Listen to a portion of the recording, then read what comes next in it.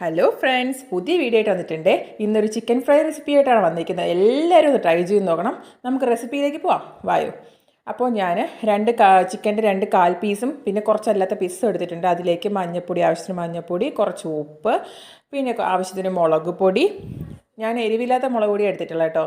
ആ മുളക് പൊടി ചേർക്കുക. അതിലേക്ക് പിന്നെ ചിക്കൻ മസാല ആവശ്യത്തിന്, അതിലേക്ക് ഗരം മസാല ആവശ്യത്തിന്, പിന്നെ അതിലേക്ക് കുറച്ച് നാരങ്ങ നീര് കൂടെ ചേർക്കണം കേട്ടോ. നാരങ്ങ നീര് ചേർത്തിട്ട് ആവശ്യത്തിന് കുറച്ച്, ഇതാണ് മെയിൻ കേട്ടോ, തൈര് എന്തായാലും വേണം.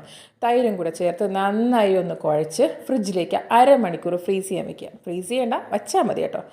എന്നിട്ട് എടുത്ത ശേഷം അതിലേക്ക് കുറച്ച് പെരിഞ്ജീരകവും ഇട്ട് ചില്ലി ഫ്ലേക്സും ഇട്ടിട്ട് അതിലേക്ക് ജിഞ്ചർ ഗാർലിക് പേസ്റ്റ് ഇടുക. എല്ലാവരും ആദ്യം ചിലർ ചേർക്കുന്നവരുണ്ട്, പക്ഷെ ഞാൻ ലാസ്റ്റാണ് കേട്ടോ ചേർക്കുന്നത്. ചേർത്ത ശേഷം തിളച്ച എണ്ണയിലേക്ക് അങ്ങ് ഓരോ പീസസായിട്ട് ഇട്ട് കൊടുക്കുക. എന്താ ഭംഗി കാണാൻ, കണ്ടോ?